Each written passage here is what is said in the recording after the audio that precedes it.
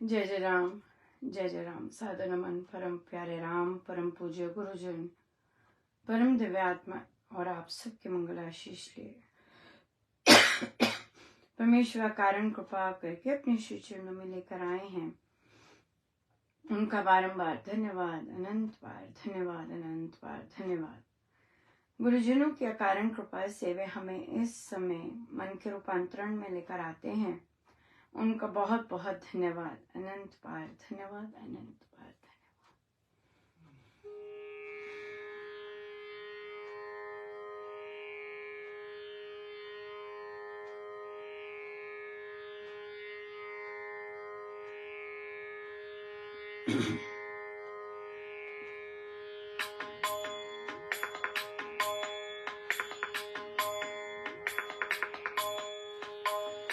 रामा रामा रटते रटते बीती रे उमरिया। रामा रामा रटते रटते बीती रे उमरिया। हे रघुनंदन आप घर आए, शबरी की जो पाड़िया। रामा रामा रटते रटते बीती रे उमरिया। रामा रामा रटते रटते बीती रे उमरिया। पद पंकज की रज घर मस्तक, जीवन सफल बना मेरा। मन मंदिर में बस गए हो, दासी की एक डगरिया। रामा रामा रटते रटते बीती रे उमरिया। रामा रामा रटते रटते बीती रे उमरिया। ना तुम्हारे नाम की प्यासी, मैं तुम्हारी तेरी हूँ। ना बिना तो मैं तो ऐसी, मानो विपदा से घिरी हूँ। मुझ पर कृपा कर दो दयामय, आठों याम जपूं तेरो नाम। रामा रामा रटते रटते बीती रे उमरिया। रामा रामा रटते रटते बीती रे उमरिया। मैं शबरी भिलनी की जाई, केवल तुमको जानू रे। गुरु कृपा से नाम जपूं मैं, प्रेम करूं मैं तुमसे रे। चरण कमल से निर्मल कर दो, दासी के तन मन को रे। रामा रामा रटते रटते बीती रे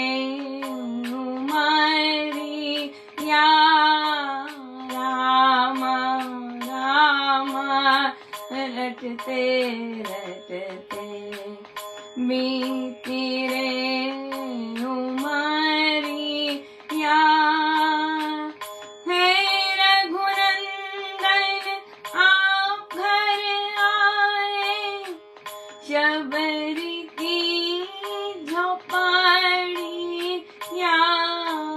रामा रामा रटते रटते बीती रे उमरिया रामा रामा रटते रटते बीती रे उमरिया।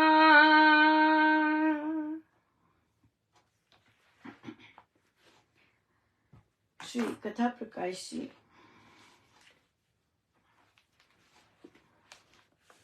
पेज 479 आखिरी पैराग्राफ। ऐसे वचनों को सुनकर वह मलिन मन का मनुष्य पांव से चोटी तक थर थर कांप पड़ा। उसकी आंखों से आंसू छम छम बरसने लग गए। उसने उसी समय उस पंडित के पैर पकड़कर कहा, महाराज, मैं एक जाति घातक और देशद्रोही बनने लगा था। मैंने दिल्ली के बादशाह को दक्षिण के भेद लाकर देने का वचन दे दिया था, परंतु ये मेरे कोई शुभ कर्म थे जो मैं आपके सत्संग में आने लग गया। अब मैं अपने उस मानस पाप तथा पतन पर पश्चाताप करता हूँ और ये चाहता हूँ कि द्रोह का दुष्ट संकल्प करने का प्रायश्चित के लिए काशी जी में जाकर आरे के नीचे सिर रखकर ऐसे द्रोहमय जीवन की इतिश्री कर दूं। ये सुनकर पंडित ने कहा, सौम्य, तू पाप भीरु मनुष्य है, तेरा कल्याण सुकर्म करने से होगा। देखो, काशीपुरी पर जब मलेच्छ मनुष्यों का पहला आक्रमण हुआ था, उस समय जिन लोगों ने आक्रमणकारियों को देवधन का पता बताया था और पुस्तकालों के भेद दिए थे, पीछे वे लोग आरे के नीचे स्वयं सिर रखकर मर गए थे। परंतु अब तू ऐसा ना कर। ये युग तो शुभ कर्म करने का है, व्यर्थ में मरने का नहीं है। देशद्रोह के दुष्ट संकल्प के दोष का मार्जन तो तेरे लिए यही है कि तू राम नाम का आराधन किया कर, हरि गीत गाया कर और दक्षिण में जाकर छत्रपति की सेना में भर्ती हो जा। स्वदेश सेवा में सिर अर्पण कर देने से तेरे दोनों लोग सुधर जाएंगे। बहुत। और देखिए, यहाँ पे सिर्फ मानस पाप है। मानस पाप का प्रायश्चित यहाँ पे महाराज ने बताया है कि मन में भी अगर हमारा किसी के लिए अनिष्ट आता है या इस तरह आता है तो वो भी उसके लिए भी प्रायश्चित क्योंकि मानस दोषों के भी मानस लगते हैं, पाप लगते हैं। सो मन में, जैसे किसी ने कहा कि हम बोलते तो नहीं है किसी के बारे में, निंदा तो नहीं करते, लेकिन मन में चलता रहता है, मन में good good good good good good चलता रहता है। नहीं, वो मानस दोष बनते हैं। और फिर हम जानते हैं मानस रोग, मानस दोष कितना भारी भरकम गड़बड़ करता है और कैसे कैसे महाराज ने रोग बताए हैं। और हम जानते हैं कितने तरह के मानस रोग फैले हुए हैं, सो ये मानस रोग के कारण है। सो बचना चाहिए इन लोगों से, इन चीजों से। मानस में भी दूसरे का हीन नीचे गिरना और फिर करना तो बहुत ही बड़ा वो गड़बड़ है, राइट। पहले सोचना, फिर षड्यंत्र रचना और फिर करना। सो अपना जैसी करनी वैसा फल तो है ही बहुत ज्यादा। सो इसलिए सजग रहना चाहिए। इतने सुगढ़ संत मिले हैं, सजग रहना चाहिए, नहीं तो हम गड़बड़ कर देते हैं। बहुत ही सुंदर दिन रहा, बहुत ही कृपामय दिन रहा। हमारा रामोपासना से शुरू हुआ और महाराज ने उसमें 2-3 चीजें कहने को कही। पहली बात तो कही कि हंस रहे थे जब चर्चा चल रही थी तो एक साधिका जी ने कहा, बड़े सुगढ़ लोगों के बीच में उनकी संगति हमारी, तो मेरे मुख से निकला कि मेरी संगति वैसी है कि जो अपने आप को चेंज कर रहे हैं। तो महाराज इस पर बोले कहते तेरी संगति कहाँ कहाँ से साधकों की होने लग गई, तेरी संगति तो सदग्रंथ है। और गुरुजन ने मैंने कहा गलती हो गई, मैं जब अगली बैठक होगी तो मैं उसमें ठीक कर दूंगी कि नहीं भाई ये वाली संगति नहीं है। क्यों? क्योंकि आपकी आपकी आपकी कोई ऐसी वार्तालाप नहीं होती है, काम के सिलसिले में वार्तालाप होती है या ऐसे है, पर फिर भी वो भी बहुत इम्पोर्टेंट है कि ऐसे साधक के बीच बिठाते हैं जो अपना ट्रांसफॉर्मेशन करने के इच्छुक हैं। बिल्कुल। फिर दूसरी चीज महाराज, जो कि हम लोग नहीं, रामोपासना में विशेषकर जो साधक लोग करवा भी रहे हैं और साथ बैठते हैं, इकट्ठे करते हैं, कि हम लोग जो जप यज्ञ में भाग लेते हैं, राइट। सो हम लोग क्या करते हैं कि जितना भी हम लोग जप यज्ञ करते, हम तो जब जप यज्ञ समाप्त हो जाता है अर्पण कर देते हैं, खत्म। सो जब कोई कहता है ओ हमारी इतनी कमाई की है और वो नष्ट हो जाएगी या फिर इतना वो किया है, नहीं, सर्व अर्पण लिखते हैं, सब कुछ अर्पण। सो हम लोग की सोच ऐसी नहीं है कि हमारी कमाई नष्ट हो जाएगी बुरे कर्मों से, ये है ऐसे हो जाएगी या लोप हो जाएगी। हम लोग ऐसा ऐसा तो नहीं हम लोग सोचते। हमारा हर जाप हर सेवा अर्पण हो गया, खत्म हो गया, कुछ नहीं है। कईयों को घबराहट होती है इससे, पर सब कुछ गुरुजनों से ही तो आ रहा है, अपना क्या है। जहां अपनी कमाई है वहां तो अहम ही है ना। अपना नाम बनाया, अपनी कमाई की, अपनी मेहनत की ताकि अपना नाम सही रहे, ये तो सब अहम ही है ना। इसमें तो हमारा तो ये हम नहीं रखते ये सब कि मेरी इतनी कमाई है, मैंने इतना वो कराया है, बैंक बैलेंस है, प्रभु कृपा कर दीजिए, मैंने जितना भी किया है आप उसके बदले ये कर दीजिए। नहीं नहीं, हमारे पास है ही नहीं कुछ, हमने अर्पण कर दिया हुआ है। मुझे नहीं पता बाकी सब क्या सोचते हैं, पर रामोपासना और वहां पर तो बुक क्लब्स में तो ऐसी ही थॉट है कि सर्व अर्पण है, कोई कमाई कुछ ऐसा कुछ नहीं है, सब गुरुजनों का है, उनका ही है, वही सब कुछ शोभा देता है। उन्हीं के कारण तो हम जप कर रहे हैं, अपना क्या हुआ, उनकी दया है तो तभी तो जप कर रहे हैं, उनकी दया तभी तो सत्संग लग रहे हैं, उनकी दया तभी तो उनकी चर्चा हो रही है, अपना क्या है इसमें, कुछ भी नहीं। सो इसलिए कमाई ये वाला हम लोग नहीं करते, तो इसलिए जो लोग कंडक्ट करते हैं वो ध्यान से देख सकते हैं कि इन चीजों पर बारीकी से जाना बहुत इम्पोर्टेंट है, क्योंकि हम लोग तो सब अर्पण कर देते हैं। और मेन बात तो असली ये है कि हम करते ही कुछ नहीं है, सिंपल बात है। हर चीज गुरुजन ही करते हैं, और जो गुरुजन करते हैं, जो लगता है कि नाम से एसोसिएटेड है, सब सर्वार्पण, अपना तो कुछ है ही नहीं, कुछ भी नहीं। सो इसलिए हम ऐसी चीज को मानते हैं और ऐसा थॉट प्रोसेस रखना पसंद करते हैं, या राइट। या तो इसमें हमारे नाम की, हमारे काम, ये सब कुछ नहीं आता, ये सब महाराज कर रहे हैं, महाराज का है, महाराज करवाए, महाराज बुलवाए, महाराज लिखवाए, सब कुछ, सब अपना नहीं है कुछ यहाँ पर। ये चीज बहुत इम्पोर्टेंट रखते हैं। और फिर आया सत्संग। पहले तो हमारा ही सत्संग था, धूम मचाई थी, बहुत बहुत ही आनंददायक था, बहुत ही कृपा थी।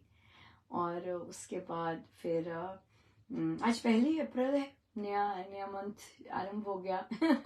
और फिर इसमें हमारी रामायण जी तो चल ही रही है। अभी इस मंथ में तो आएगा, नवरात्रि आएगी, पूज्य श्री स्वामी जी महाराज श्री का अवतरण दिवस आएगा, फिर हनुमान जयंती आएगी। सो खूब सेलिब्रेशंस हैं, राइट, इस मंथ। पर मार्च मंथ तो बहुत ही गजब का गया, बहुत ही प्रभु का बहुत ही जबरदस्त, बहुत ही कृपामय रहा, शब्द ही नहीं है। और आज 31, तो आज इतनी देर से श्री अधिष्ठान जी आ रहे थे, है ना, श्री अधिष्ठान जी उनका रूप और आज तो यथार्थ में जाना था मिलने। सो बिल्कुल जैसे लिखवाया प्रभु ने। मेरे को हंसी भी आ रही थी, मैं इनको देखो कैसे भाव बने पड़े हैं कि वे आ रहे थे। अभी हर संडे जाते हैं, लेकिन उनका स्पेशल आना बहुत मायने रखता था ना, कि वो पधार रहे हैं और कितनी सुंदर सुंदर लीलाएं कर रहे हैं। सो उनका जाना बिल्कुल वैसे ही था, बहुत ही अद्भुत था। मानो कि लिटरली आज मानो ऐसे था जैसे वहाँ कोई दिव्य शक्ति विराजमान है। बिल्कुल हालत बिल्कुल वैसी ही थी। चाहे मन के भाव हैं, पर प्रभु ही भाव देने वाले, प्रभु ही भाव बनाने वाले, प्रभु ही सब कुछ महसूस करवाने वाले। इसमें तो अपना भी कुछ नहीं है, यहाँ पे भी कुछ नहीं है। और फिर मैंने देखा, मैंने झांका, पर मुझे दिखा नहीं अच्छे से, तो मैं ढोलक के पास बैठ गई। पर मैं रुक के स्टार्ट करती हूँ, तो पर किसी और ने स्टार्ट कर दी हुई थी, तो मुझे दिखी नहीं थी। फिर मैं वापस पीछे आके बैठ गई। पर उस दौरान मैं अपनी आंखें ऊपर नहीं कर सकी। प्रभु से प्रणाम तो किया पर मैं उनकी तरफ देख नहीं रही थी, कि मानो कि पता नहीं क्या, बहुत ही अद्भुत था और इसके बाद फिर और मुझे लग रहा था कि वे मुस्कुरा रहे हैं। मुझे पता नहीं कैसे लग रहा था, पर मुझे लग रहा था कि वे मुस्कुरा रहे हैं, मानो कि क्या कर रही है ये है ना, वो खुद ही ऐसे करवा रहे थे, लीला खेल रहे थे, तो क्या कर सकते हैं। और उसके बाद बहुत बहुत ही सुंदर, मुझे लग रहा था कि उस मुस्कुराहट के पीछे कुछ है। सो बहुत बहुत ही सुंदर कृपा बरसी। सो बहुत बहुत ही अद्भुत कृपा। और फिर महाराज के प्रवचन चले, और अब बहुत ही शरणागति पे ही चल रहे थे, बहुत आनंद रहा। और पहला भजन तो हमें सुनाई ही नहीं दिया, इंटरनेट नहीं ठीक था। इंटरनेट बाहर से, इंडिया से कोई गा रहा था, वहां से गवाते हैं लोकल से नहीं गवाते, इंडिया से बुलवाते हैं, वो उनसे गवाते हैं। यहाँ पर अद्भुत विचारधारा है। और फिर दूसरा गायन शुरू हुआ। फिर तब तक मैंने देखा कि वो साधक जी नहीं बजा रहे थे अब ढोलक। तो जब ढोलक पकड़ी तो महाराज अपनी सीट्स, महाराज ने दिखाया कि वे अपनी सीट जो जहाँ बैठते हैं उनका कटआउट है, वहां से उठे हैं। और फिर आए, श्री अधिष्ठान जी के सामने ही आए। फोटो लगाई हुई है, वो फोटो जो पीठ वाली है, तो वो वाली है, जो पीठ करके हाथ ऊपर वैसे हल्के से नाच रहे हैं। बट जब वो भजन समाप्त हुआ, बहुत सुंदर रहा, और महाराज सारा टाइम रहे। और उसके बाद थर्ड भजन में तो, और मैंने देखा भी, मैंने कहा महाराज जैसे ना खड़े हैं, वो वापस आके नहीं बैठे, कि मानो कि अभी धूम मचेगी, कंटिन्यूड रहेगी धूम। पर वो तो बिल्कुल ऐसे ही था जैसे लाइट ही चले गई, और कनेक्शन ही सारा, जब गायन शुरू हुआ कनेक्शन ही सारा हो गया। पर महाराज इंतजार कर रहे थे, ये मुझे बहुत अच्छा लगा कि महाराज बैठे नहीं वापस आके, वे इंतजार ही कर रहे कि अभी और मचेगी। सो ये चीज, पर ये गुरुजन है, गुरुजन जो जो दिखा रहे होते हैं यहाँ, उसका हमेशा कोई ना कोई इम्प्लीकेशन होता है, पक्का पक्का। जैसे यहाँ पे आज कथा प्रकाश जी में था कि मैंने मन से सोचा था कि मैं गद्दारी करूंगा देश के साथ, मन से, और मन का प्रायश्चित था। सो बहुत चीजें मन से और जिह्वा से हम करते हैं, और हम ऐसे करते हैं जैसे मानो गुरुदेव देखते ही नहीं है, सुनते ही नहीं है। और ये सबसे गड़बड़ वाली चीज है। महाराज सब कुछ सुनते हैं, सब कुछ देखते हैं, और फिर जब वो ऐसे चयन करते, महाराज सदा करते आए, कोई गड़बड़ करते हैं महाराज तो ऐसे निकल जाते सो इसलिए ध्यान से करनी चाहिए हर चीज। बहुत बहुत कृपा रही, बहुत ही सुंदर रहा। प्रश्न आया,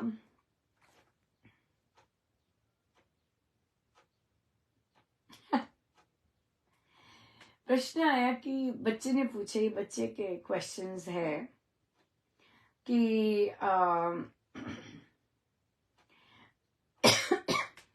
जब हम युद्ध में सरेंडर करते हैं, ज्यादातर बच्चों ने सरेंडर युद्ध में सुना होता है ना, वॉर्स में सुना होता है।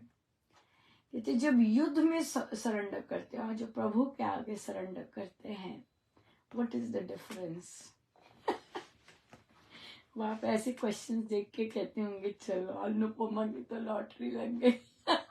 बिल्कुल बिल्कुल बिल्कुल एब्सोल्युटली, बिल्कुल लॉटरी लगती है जब बच्चे इस तरह से सोचते हैं। बड़े लोग तो नहीं सोचते, पर क्योंकि उन्होंने बचपन से नहीं सोचा होता।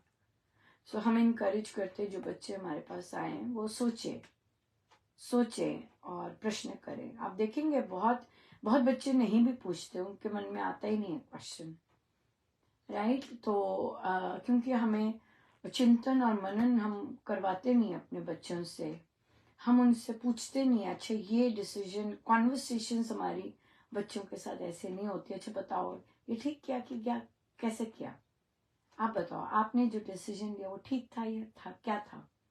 ऐसी कॉन्वर्सेशंस नहीं होती, तो बच्चे फिर प्रश्न करना कम करते हैं, कम सोचते हैं। पर जहां पर बच्चों को करवाया जाता है चिंतन मनन, वहां फिर बच्चे पूछते हैं। अच्छा है पूछते हैं। सो जब युद्ध में सरेंडर करते हैं तब हम अपनी हार स्वीकार करते हैं, राइट? और कि भाई अब हम हार गए, हमारे पास और कुछ नहीं है, और हम स्वीकार करते हैं कि हम लोग हार गए, राइट? जो भी युद्ध हो रहा था, चाहे गेम है चाहे युद्ध है। लेकिन प्रभु के आगे समर्पण करने में, जैसे युद्ध में जब हम हारते हैं तो हम सब कुछ हार जाते हैं, राइट? अपना सब कुछ जितना भी होता है, बिलोंगिंग सब हार गए। लेकिन प्रभु के आगे जब हम समर्पण करते हैं, वहां हम अपनी इच्छाओं का समर्पण करते हैं, वहां हम अपनी कामनाओं का समर्पण करते हैं, वहां हम अपने कुछ होने का समर्पण करते हैं और परमेश्वर से कहते हैं कि मैं कुछ नहीं, हर चीज आप है और आपसे है। और उसके फल स्वरूप जो कि संत लोग बोलते हैं कि प्रभु अपने आप को दे देते हैं। वे स्वयं चल के आएंगे, वे स्वयं खड़े रहेंगे, वे स्वयं रक्षा करेंगे। बहुत गजब का था कल का भी प्रवचन महाराज का, बहुत ही जबरदस्त, कि समर्पित शरणागत के लिए प्रभु क्या क्या नहीं करते, लिटरली क्या क्या नहीं करते, राइट? और वे करते, और वे करते रहेंगे। वे युगों से कर रहे हैं शरणागतों के लिए, जो शरणागत हो जाते हैं युगों से करते हैं, राइट? तो इसलिए वे तो जो प्रभु के आगे समर्पण करते हैं तो हमें उनकी शक्ति मिल जाती है। हम अपना सिर्फ अहम और बाकी चीजें ही उनके आगे हार जाते हैं, लेकिन फल स्वरूप हमें उनका सब कुछ, वे सब कुछ स्वयं करना आरंभ कर देते हैं और हम फ्री हो जाते हैं। हम बिल्कुल फ्री हो जाते हैं। हमें फिर कोई डिसीजन, कोई प्लानिंग, कोई कुछ नहीं करना शेष रहता। जैसे महाराज कहते हैं सब सब प्लान, सब कुछ वही करते हैं। सो इसलिए शरणागति, प्रभु के प्रति शरणागत होना विन विन सिचुएशन है, जीत जाता है, प्रभु को जीत जाता है, साधक ये कह सकते हैं। लेकिन जब युद्ध में हारता है तो वो सब कुछ हार जाता है, वो लिटरली हार जाता है। लेकिन जब शरणागत होता है तो वो सब कुछ जीत जाता है, वो एक्चुअली जीत जाता है। अगर जीतना है किसी को, जो सफल होना चाहता है, तो अगर शरणागत हो जाता है सो वो सब कुछ विन कर जाता है। सब कुछ विन कर जाता है। सो नए माह की बहुत बहुत शुभ मंगल कामनाएं। परमेश्वर कृपा करे ये मंथ हम सब के लिए बहुत ही मधुर, बहुत ही कृपामय हो, और बहुत जैसे गुरुजन की इच्छा है वैसे हम चलते जाएं एज फॉरएवर। बहुत बहुत धन्यवाद। जय जय राम। आइए हम सीधे होके बैठे।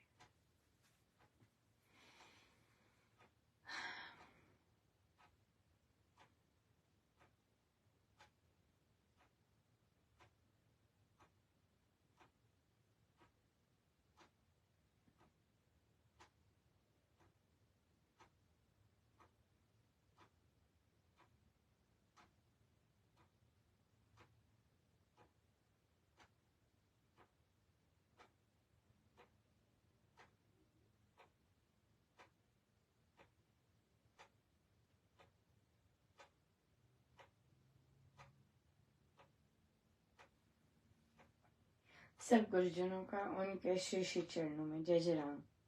जय जय राम।